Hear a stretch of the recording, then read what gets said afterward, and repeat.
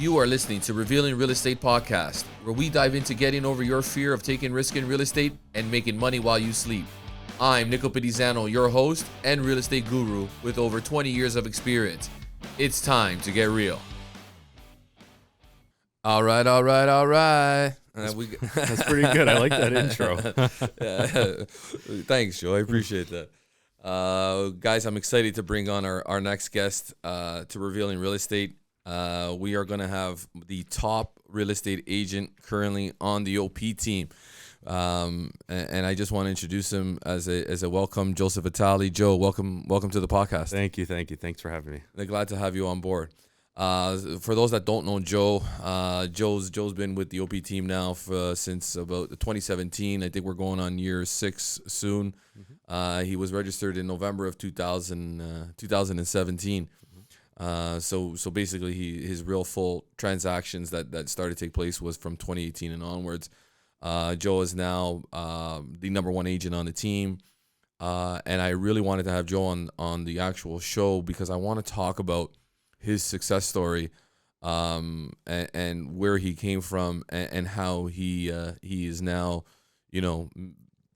a very high volume producer, not just on the team itself, but throughout the GTA. And I can sure attest to say that there's not many guys that do the numbers that he's doing, and it just kind of shows to prove. And everybody's got their own niche on how they actually run their business, and Joe specifically has his own different way of doing things. He's always been that guy, and I just want to kind of tap into kind of what brought him to where he is today. So Joe, let me ask you, and let's start off with the first question. Sorry, I'm still trying to figure it out.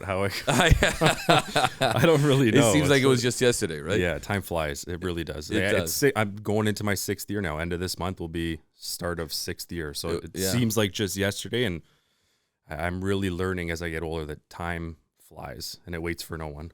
Like it does. It's crazy. It's crazy, right? Because I remember when we first met each other. Mm-hmm. We knew each other from other friends, but I think formally, you were following me on Instagram. Mm-hmm. You came to you were really motivated. I seen the hunger in you in your eyes as well when you first got your license. Mm-hmm. And then you ended up reaching out to me. You were in the plumbing business, correct? Correct. Yes, I am a licensed plumber. You are a licensed plumber still. By trade. I still am. I still pay for my license every year. I still am a licensed plumber. So Joe does all the plumbing work around for the team too as well. When we have to call in the favors to fix certain things around, especially around my house too. My wife's always on top of you to make sure that you're helping us out with our plumbing issues that we got. Yeah, that was 10 years. 10 years for me. I did that. I was part of Local 46, the plumbing union. 10 years. I still am part of that union, but I don't practice anymore, obviously. But 10 years, man. It was a long time. Right out of high school, a year after high school, and I met you through a mutual friend through that industry. So yeah, everywhere I've kind of got to has been, a branch of where I was prior, and here I am today, and who knows what the future holds, right? Yeah, and I want to get into that. So I want to get to the past, the present, and the future with you, right? And then kind of continue building on your success story if we can, and get those other opportunities to get you back on the show. But Joe, so you started from plumbing industry. I think and the same thing with me when I started in catering. I just got so tired of that business. Mm-hmm. I didn't want to wake up at 5 o'clock in the morning. I didn't want to, go out and serve coffees in the middle of a winter snowstorm and freeze my ass off. Yeah. And that's what really was my driving factor of me changing my life and my career. Mm-hmm. Regardless, that business taught me everything, and I'm sure the plumbing industry has taught you so much, and so much respect for those that are out there still doing it, grinding it out, and still today, right? Mm-hmm. And there's no disrespect to that industry whatsoever, but I think everybody has their own personal choice, and not just choice or wants within their life, and we're all cut out differently. We all have different cloths that are spread out between us. Mm-hmm. So what made you want to get into real estate? This is gonna sound so bad, but honestly, I was at a point where I fell in love with golf, and I think that wanting to play all the time, we only have a few short months to play. Wanting to play and having to answer to somebody about why I wasn't going to be in that day or why I was leaving early. That was kind of that was my break point where I was like, you know what, I need to do something for myself and And I think that's what it was. I was getting tired of talking to the foreman on Thursday. It's like, I got to cut out today. I got an appointment at 1. I think that was it. Something like that.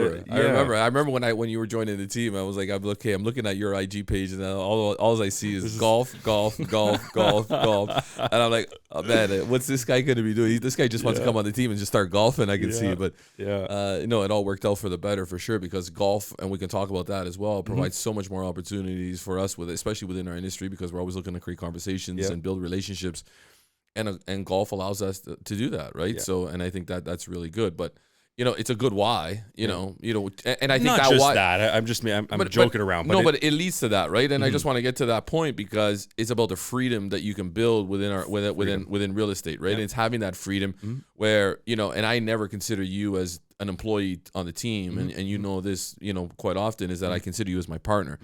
And then every time I introduce you to somebody, it's always, hey, this is Joe, my partner, right? And I never want to be known as you work for me, because you don't. This is your business. This is your life. You set your own schedule. You come into work whenever you want to come into work, and set your own hours, right? And that's what it's about. And my perspective was, how can I help Joe educate him on or be a mentor to him in a certain way of, hey, let's make this a business for yourself, and let's build a business for you. And I hope that we were able to achieve that with you coming onto the team. Yeah, right. I've definitely learned a ton. I'm still learning every day. Yeah.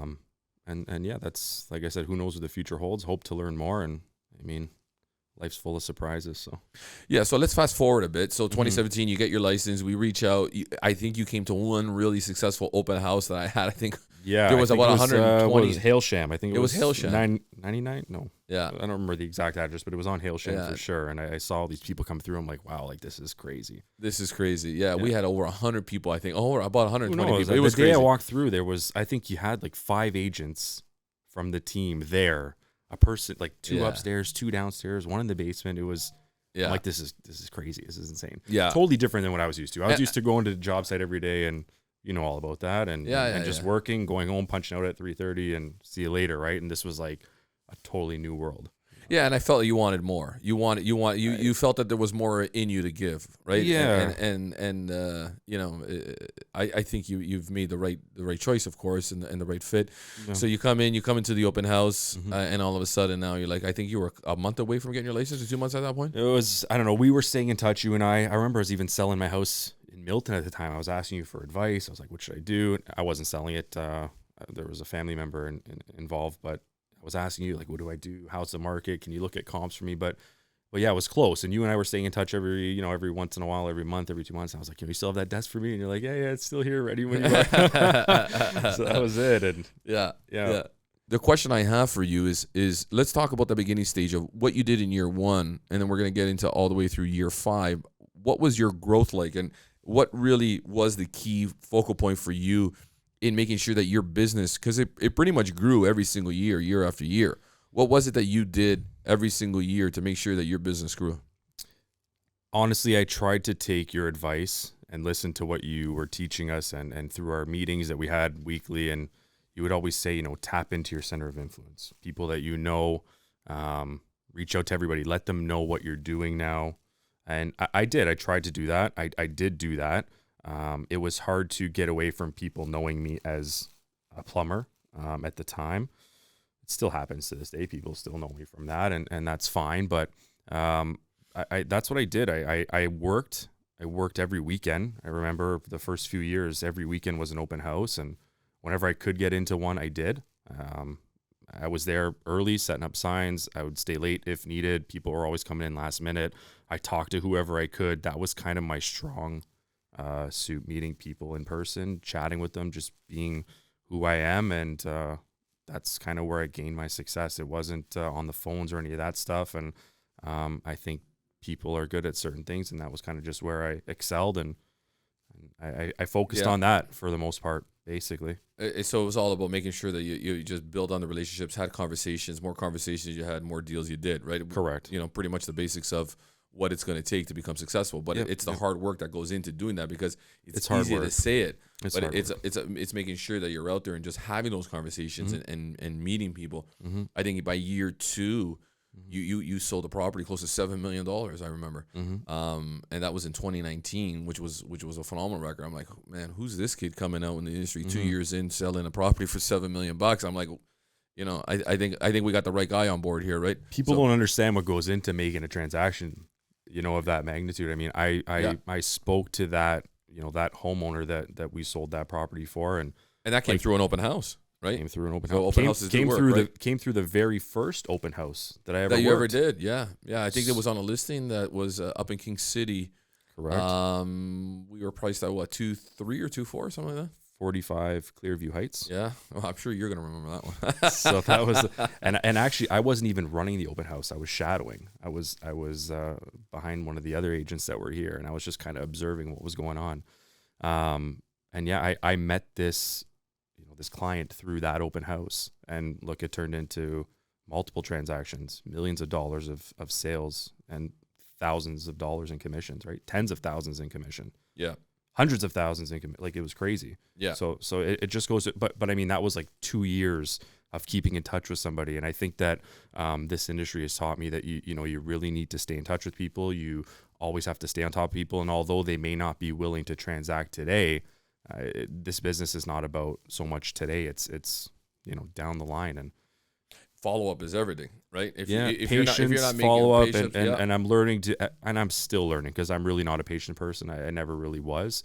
I was always like, if I wanted something, I was kind of going to get it, and but I'm learning patience still. But I think part of that, what's built into you is not having that patience almost could work as a good positive, right? Yeah, because you're not going to just, you're not that guy who's just going to sit there and wait and be patient. You're a go-getter, and you're going to go and attack the client, and you're going to make sure that you're doing the right job, and nothing's getting missed, right? So if you were dealing with an opportunity and somebody was out there in the market looking to transact or buy a property, you were making sure that you were available majority of the time, and anything that ended up coming out on the market, you were making sure that client was aware, not just by sending them an email. It was sending them an email, but then following up with them to make sure that, hey, I sent you an email. What did you think about that property?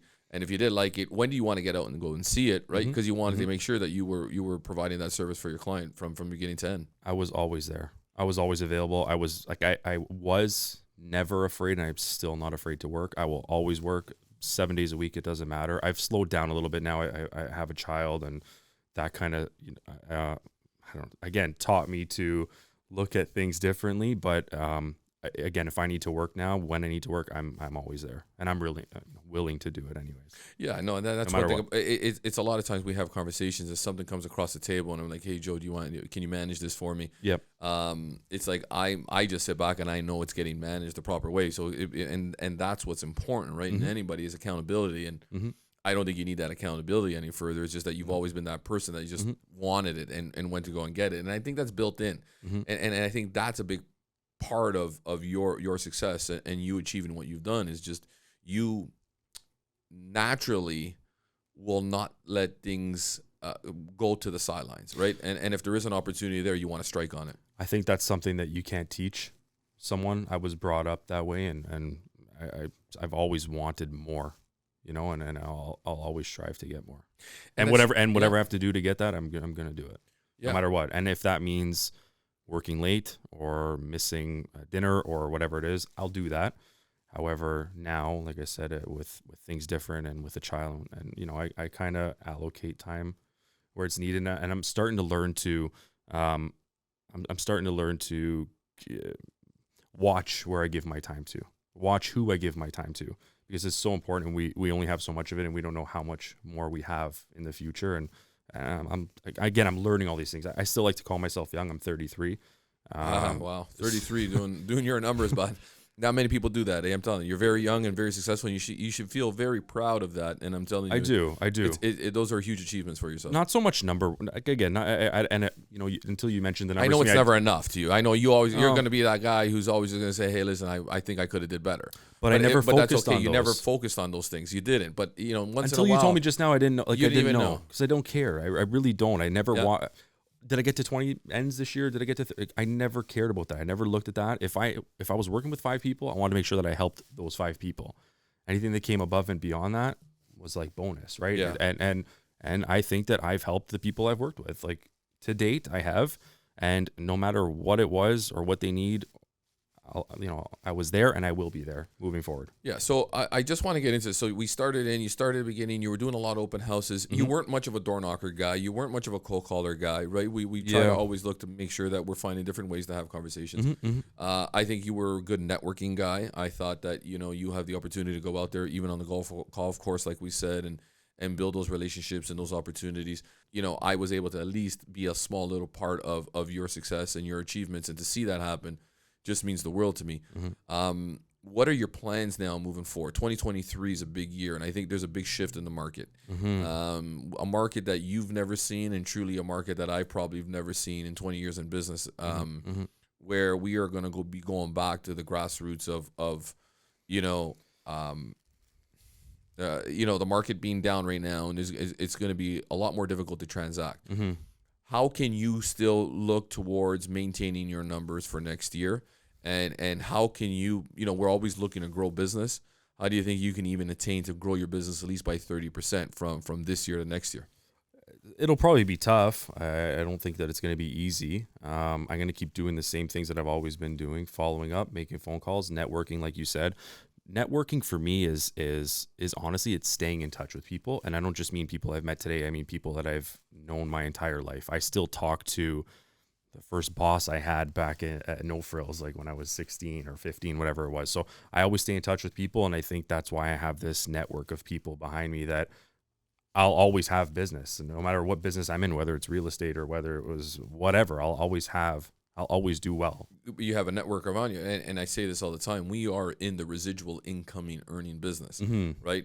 We're always going to be able to maintain a certain amount of business every single year from our center of influence, right? I'm not nervous. I'm not nervous at all about 2023. I think that it will be a challenge, no doubt. But I feel like I've seen this market. I feel like this is the market that I got into when I first joined real estate. It's literally, it's like deja vu. I've seen this exact thing. It was the exact same months too, which is so crazy because when I first got in, it was like, the market was kind of getting crazy. And what did I say to you? I said, "Don't worry, you're early enough for the next boom." Yeah, right. Because by 2017 that market dipped, and then by the time you got into the business, where the market started to peak up again. Very little. It took some time. Like 2018 it was a little bit of a flat year. Even 19 wasn't really anything crazy, but it started to pick up in 19. Which is why I guess I did better in 19 than I did in 18. And but I remember early 17 or late 16 when I was selling my house in Milton, it was the same thing. The market started going crazy, and it was like if you didn't sell that first week of March, the second week of March, you were SOL, right? You were shit out of luck. And and the exact same thing happened, this year, and it was crazy. And I was like, I've seen this. I've watched this movie before already. So I feel like that's where we're heading, and I'm not nervous. I've always done okay every year, and people are still going to continue to buy and sell homes no matter what. I mean, people's lives change, they grow. They either need more space or they need less space. There's always going to be another referral. There's always going to be somebody that you can help, and that's real estate, right? It is, and I look at it from a big team, from our scale and our numbers. I think we've transacted maybe about 180 transactions, close to 200 we're hitting this year. Nice. Which was phenomenal growth for the team. And I'm always looking as part of my business plan every single year is how can I find innovative ways to actually consider to grow my business at least by 30% every single year. Adding this podcast now for 2023 is going to be an important essential. Making sure that you're hiring and getting the right people on board to help you grow, because I truly feel that this is not something that I've achieved on my own. It's having and surrounding myself with the right people. And I truly believe we're probably going to have next year is going to be probably one of the biggest years for the OP team to date. Nice. And I truly believe that. The reason I believe that is people are going to need the more experienced agent more than ever. And I think this market shift will be good for the bigger branded agent that's out there.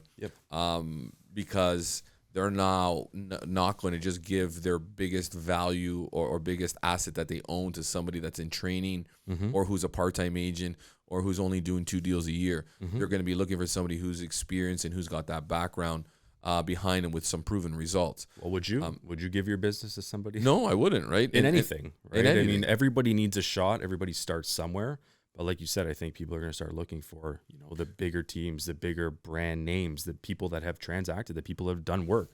And I've lost a lot of business too. And think about how much, and the market that we came from, we were losing business to a lot of realtors that were part-time realtors, but they were just able to go out and transact, and it didn't really take much. Today, you need proven results that are going to back up. And that's why I think truly, FSBOs, for sale by owners, are going to be a huge game changer for next year. Again, this stuff will come back. Expire listings, believe it or not, I think they're going to start coming back. Right. Yeah. And through that market, I lost a lot of expired. There's been none of those. Right. And that'll come back where they're going to try to get, the discounted realtor to come in and do the job. And I got to go to one this afternoon because it's the same story. They're on the market. They can't get a showing in. Well, the agent's not, and I looked who the agent was. You can see that they're not experienced. And, and now they're looking for somebody to come in and help. Like, yeah, we're going to come in and help you, but this is how we're going to do it. Now we're going to be able to do it my way. Sometimes I like to be that second agent where I'm coming in and we're getting interviewed second time over.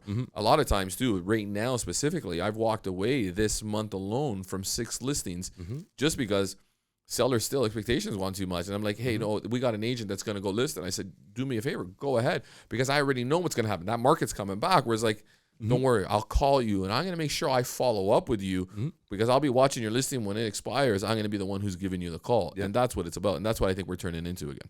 We'll see. We'll see what happens. There's no way to really tell, but I think you're on the right track. That's what's likely going to happen.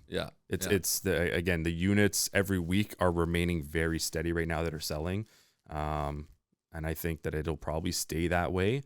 If not, maybe even get a little bit worse for a short period of time. But those people that are going up on the market and that do need to sell are going to want the right people to represent them. Period. Right. Yeah. And that's all there is to it. Yeah, I think. Yeah, no, I agree. Yeah. Hopefully it's us. Well, that's what listen, at the end of the day, we want to just make sure that, we're always on top of mind. Yeah. Especially through that, for me, how I am. I'm a big marketing guy, and I just there's so much business out there to go around. There's something enough for everybody. That's something that I've learned. There's so many great real estate agents out there that I've even ran into and that I've done business with, and and you continue will, it's like there's good people out there in everything, and we're not sitting here saying that we're the best. We're good at what we do, and hopefully and everybody's got their own niche, right? And how they do their business too, right? Your niche is just your ability to network and get in front of people, and that's just one big source of business. Have you ever thought about bringing in other sources to make sure, and some people are okay with just making their residual every single year and making sure they maintain that or be consistent about it. What's it for Joe? Where do you see Joe in 2 years, 5 years? I'd like to. I'd like to continue to keep growing. I think with growing comes hiring people to help you as well. And I feel like that's kind of where I got to last year. I was handling quite a bit of business or volume, let's just say, and it was becoming a lot or overwhelming for me. Not so much overwhelming, but it was a lot. Sure, because you want to do high volume, results. To get high volume results, or you want to do high volume tasks. Yeah, and I that's probably going to be the hardest part for me because I am very hands on. Yeah, super like I'm very OCD. I'm very controlling in what I do, and not controlling. I shouldn't say that. I like things done a certain way. Yes. And believe me, I know. That's just how I've been. It's how I've always been, and it's been like that with anything, even from when I worked produce at No Frills. I made sure that the lettuce bunches were a certain way when I was doing them on the wet counter, or the celery stalks that were trimmed a certain way. Same thing with plumbing. I made sure that when I was hanging pipe in the ceiling, writing was always on the bottom. It was dead straight. Like I've always been that person, a perfectionist. I've always been like that. Yeah, and I think we all have our own little, OCDs involved in everything. Like I'm the same way in certain perspectives. Like when I need to get something done, I'm like, hey guys, I need it now. Yeah. Right? And I have those issues too. But also that's what's created my competitive edge and my success is having that ability to have that problem, as we call it. But it's a good problem. Yeah, but I feel that will be my biggest task. It's not so much getting the business, because again, I think there's so much business out there for everybody. I think it's more getting people behind me that I can take the time to show them how I like things done, which for me is very hard to do. Yeah, I'm not a great teacher at all. And I'll be the first. Even when we golf, you're almost like, how did you do that, Nick? I got no idea. I got no idea. I can't even. I can't tell you. I can't teach you. It's something that it just comes naturally for you. Yeah. So paperwork is like that for me. Like I always do my own paperwork, everything. Yeah. I never pass it on. And I know that about you too as well. So a lot of times I try to tell you, and I don't know if you remember those conversations, but I'm like, Joe, relinquish that stuff. Right? Yeah, we got staffing at the front. If Always. you got it right now, it's there. It's provided to you. And I've always been a big believer is like, hey, I just want my agents to focus in on the high volume task that they need to do so that they can become high volume producers within the business. And I'm like, okay, whatever we need to make sure that we can get you to those results, let me know, so I'll make sure that I'll put the people in place that'll help you through that process, right? And it's like, hey, why are you submitting paperwork to head office, right, and run the administrative, deal say sheets that every time. I say that every time. Can you send it to front desk? We'll manage it for you so that you can go get in front of more clients. Let's do that. And how many times do I say that to you? Every transaction. Every transaction. I like, can't. And See, you can, so and you don't let go because I'm like, hey, why are you still typing your own offers? And you still have to type your own offers, and I can't get that away from you. I can't get away from it myself. Yeah. But I don't know if I want to get away from it. So that's one of that's one of those. I get it, but you have to let go because that's what's gonna happen is when you get to making 20 deals a year, to get to 50 deals a year, you're not gonna have time to be running that stuff. And I think that'll be the most important part of your business to attain, to get to 30 to 40 deals next year to continue growing your business. And I think you could be $1 million agent by no time, and definitely that for me, that's my goal for you, to make you earn $1 million in commission. That's a big number. Honestly, $1 million. Listen, that was never my goal when I first started in this business. I have to be totally honest with you right now. Money was not the goal. It was, I wanted to make my own schedule, and I didn't want to have to answer to anybody. That was it. It had nothing to do with anything else. I was like, you know what? If I can make the same amount of money that I make as a licensed plumber every year, working 4 days a week, because that's all I did. I worked my 4 9-hour shifts, Monday, Tuesday, Wednesday, Thursday. I'm happy. At least I have my Fridays to do whatever I want, my Saturdays, and that was kind of the goal. It just so happened that, first year I exceeded that, and it was like, didn't even really work much the first year. I did, but I didn't. I did my open houses, but I didn't feel like I worked. It wasn't a physical labor anymore. It was something that was different. And and then the second year came around, and I put in a little bit more time, doubled my numbers. And see, I was always that person that when somebody asked me to do something, I was like, I had a better way to do it. Yes. Yes. We'll go, rough in that bathroom. And you were like that with me. Yeah. You're very challenging. I'm like, hey. Yeah. Hey, I'm like, Joe, we got to do it this way. And we still bump heads sometimes, which is okay. I don't mind that because it's good. It allows me to listen. I can never always just be right. I got to listen to new, bright ideas that are going to come out. But there's a lot of times I'm like, hey, Joe, there's certain things that we can't fix within the business. And there's certain things that, hey, we can improve on, right? And there was a lot of things that even with my marketing that you says, hey, I want to be different. I want to make it different. And I get that. Yeah. But I'm like, how? And you're like, I don't know, but I'm going to figure it out. Right? You never quite figure it out. But see, getting back to doing things a certain way. Yeah. I'm very loud and vocal about things that I know for sure. Yes. When I know something, I know it. And if I know that it should be done this way, it's like, I'm going to stand up for that no matter what. There's a ton of shit I don't know, and I'll be the first to admit it. Of course. And of course. I think Same that, here. yeah. And you know what? I listen when the time comes to listen. And, somebody told me, you were given 2 ears and 1 mouth for a reason, right? Like, listen more than you speak, and you'll be all right. And, I always gave people a hard time. I was a little bit of a shit when I was growing up, but now I'm learning, man. Like, you got to listen to people that are older than you, people that have been through things that you're about to go through or have yet to go through. And if you follow,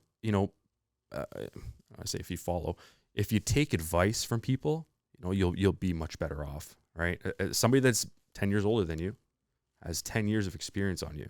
Correct. They've been through 10 years of shit. They've been through it that you haven't been through. Yeah. And it's like, I'm 5 years older than my brother.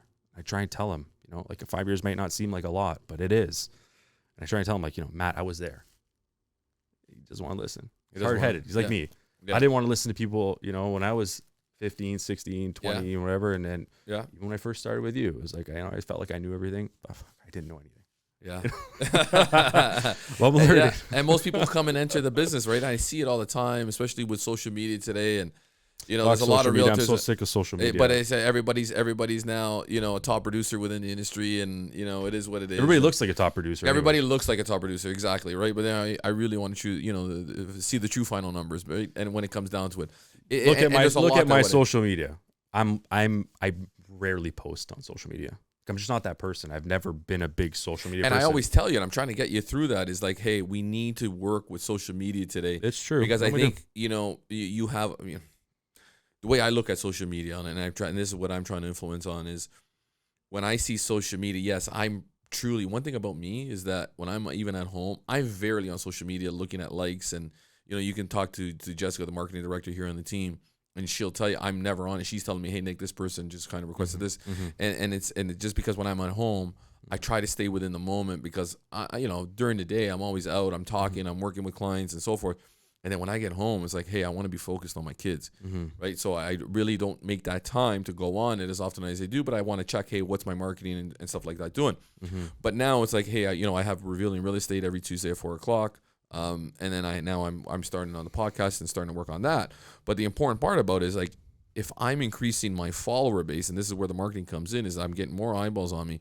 It's like me now having conversations with all these people every single day. And our business is all about making sure that we get conversations. Now, it's not just having a conversation with somebody. It's how do we get somebody through that conversation that's watching me through Instagram to connect with you and to connect with me and to want that more, right? And it's about, I now want them to say, hey, listen, this guy's educated. He understands the industry. He's got experience. He's a trustworthy guy. He's a likable guy. Maybe he's somebody I want to connect with when it comes down to buying or selling a home.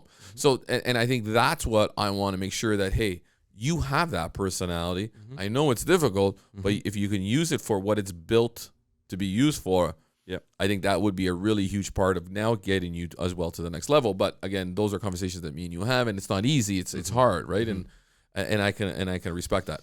See, social media for me is one of those things where I'm on it. I enjoy, glancing at things. I'm not going to lie. Especially your golf pages that you send me all the time. Whatever it may be. But there's so much garbage out there, that makes people believe certain things. And it's, life's not really like that, So that's why I got, it's very hard for me to get mixed up into all that, or to start trying to now, like I said, grow my business through social media. A lot of people have done it, and I think, great, God bless them. I just don't know if that's for me yet. Right? I get it. And that's it takes a lot, right? And to people to do what I've done, I was a pioneer in the business when social media came out and video came in. If you go back to the history of my social media campaign, you'll see how early on I was doing social media at the time. Right? But it's been part of my life at 47 years old, right? I'm getting there. I don't know how you do it. It's a lot of work. Yeah. It's a lot of work. It's a lot of time too. See, you put a lot of time still in the business. My first transaction came from showing up. So you said, 80% of the business showing up. It's just showing up, right? I was the only guy in the office that day. It was a winter day. How many times have I said to you, Joe, we can turn it up or we can turn it down, right? And that was me. I was there. I was eager. And that's how I try to get you in an open house now. It's like, yeah, I haven't done. It's like taking candy from a baby right now. I haven't done an open house. Yeah, in a while. Yeah, I'm not proud of that. I probably should go and do it, but now again, now I give my time on my weekends to my daughter, right? Like, she's everything for me. Hey, listen, I get it. Yeah. It's all about balance, and money's not everything, right? No, I shouldn't say it. It's not that I don't want to do open houses. If I need to do them, I do them. For any of my listings or whatever it is, I'm there. I'll do them. Right. But well, you listen. You know where the hard work came from, because working in the plumbing industry itself, being there every day early in the mornings. I remember one day I was doing sprinklers for a summer job to get myself through college, and they threw me in this underground garage doing underground sprinkler systems. I had to go on this 19-foot ladder, right, with these heavy pipes on my shoulder, and then I would walk in there, it would just be dark. Right, and then come out and it was dark again. I'm like, oh my god. Yeah. I'm like, this is not for me. This is not what I wanted to attain for myself. Yeah. Right, but it is hard work, and I give credit to those that do it. I tell you this much: it's a lot of hard work. I still have a lot of good friends that are doing it. So. Yeah, and I know some of those friends too as well. Really good guys. Yeah. But I'm like, even in coffee truck business, it was like we first started when you started, and it was like, hey, how do I get Nick, the coffee truck driver, to be known as now Nick, the real estate agent, right? And I remember that was a big part of what I wanted to do to grow my success, is to make sure that people got rid of that that brand or that name. I'm finally there. And you're finally there. It takes time. It takes time. It takes right? time. I think we can fast track you, though. I want to really, really get into making you make it. So we're going to get it done. We're going to try to convince this guy to actually start getting into some really social media campaigns, but we'll see. We'll see. I've still, we're going to build on that progress. I've still not done like a video walkthrough of a listing or anything. Yeah. And they're saying that's coming back. 2023. It's Video walkthroughs will be back, It was right? just not me. Like, see, I don't know. So maybe I will. Who knows? I'm open for new things. This is new for me. Yeah. This in general, this podcast talking. Yeah. Is new. It's new. It's what else do you want to know? Ask me away. Ask some questions. Man, I think we dove pretty deep into JR. Everybody calls Joe JR, right? That's just one thing about Joe. But listen, I think I want you to understand where you are today, what you've accomplished, is a big success for somebody who came into the industry and who's only 33 years old. There's a bright future ahead of you. And I think your family should be proud of you. I know I'm proud of you. I know that you have a lot more to give, not just in business wise, but in as a person.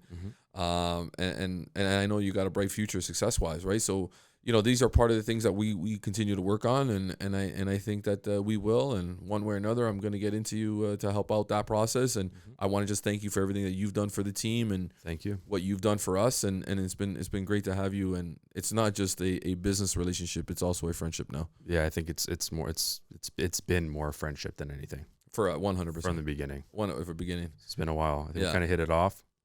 I think so. I think golf really maybe brought us together too. Right? I don't know, not even. Honestly, not even. But it's been nice. I have a goal to make sure I kick your ass 2023. We will. We'll get out there for sure. It's been really good. So I see you as a friend before anything. Yeah. So that's good. I see everybody as friends, and as you look forward to helping me, I look forward to helping other agents on the team, as I've tried to do since I've started, and since new agents have come on, and ask some of the girls that are here. I try to provide any advice I can, because like I said, learn from my mistakes or what I maybe have done wrong or what's worked for me, and I'll pass that along. I want to see everyone do well, and I've always been that person. So anyway, Joe, thanks for coming on the show. I appreciate it. We'll do it again soon. Joseph Vitale, the OP team. Thanks for tuning in, guys. And looking to buy or sell? Call a team you can trust. Don't believe me? Our Google reviews say it all. Put us on your lawn, your house will be gone. TheOPteam.com.